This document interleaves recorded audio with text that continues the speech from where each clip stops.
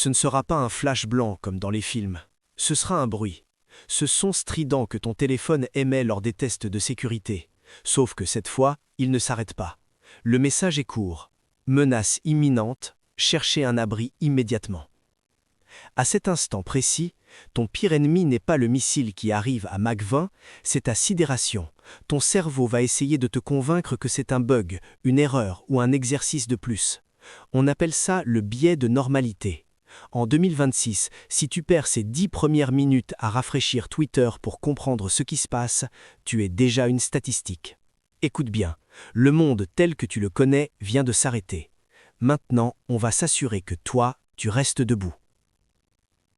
Tu as entre 10 et 15 minutes avant l'impact. C'est le laps de temps le plus critique de toute ta vie. Première règle, oublie ta voiture. En cas d'alerte nucléaire, les routes deviennent des souricières. Un embouteillage sous une pluie de retombées radioactives, c'est une sentence de mort. Si tu es chez toi, ne fuis pas. Ton objectif est de mettre de la masse entre toi et l'extérieur. Le verre est ton premier tueur. L'onde de choc va transformer tes fenêtres en milliers de scalpels projetés à 300 km/h. Réfugie-toi au centre du bâtiment, dans la pièce la plus aveugle possible. Une salle de bain, un cellier, une cage d'escalier en béton. Le béton est ton bouclier. Plus les murs sont épais, plus ils absorbent les rayons gamma qui arrivent pour réécrire ton ADN. Si tu es dehors, ne cherche pas le joli parc, cherche le bâtiment le plus massif, le plus brutal, le plus moche. Entre et descends le plus bas possible. Une fois l'onde de choc passée, le vrai combat commence, celui contre l'invisible, les retombées. Ce n'est pas de la fumée, c'est une poussière fine hautement radioactive qui descend du ciel.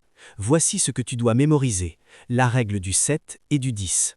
La radioactivité d'une explosion nucléaire chute de façon exponentielle.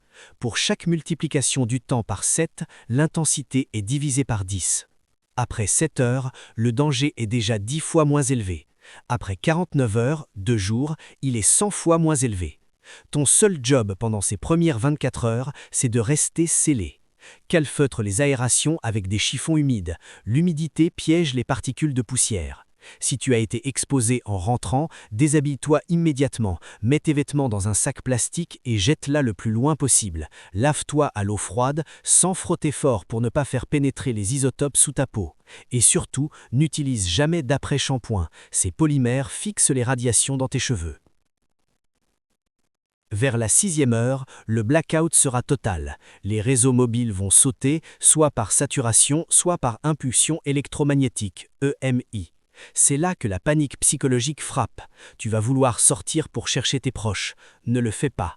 En 2026, l'information est une arme. Si tu as une radio à pile ou à manivelle, cherche les fréquences d'urgence, mais ne sors que si un ordre d'évacuation officiel est donné.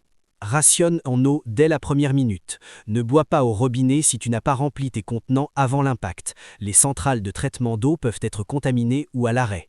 Ton stock d'eau actuel, c'est ton réservoir de vie pour les 2 prochaines semaines. 1 verre par heure, pas plus. Ton corps n'a pas besoin de calories pour l'instant. Il a besoin d'hydratation pour filtrer les toxines que tu as déjà inhalées.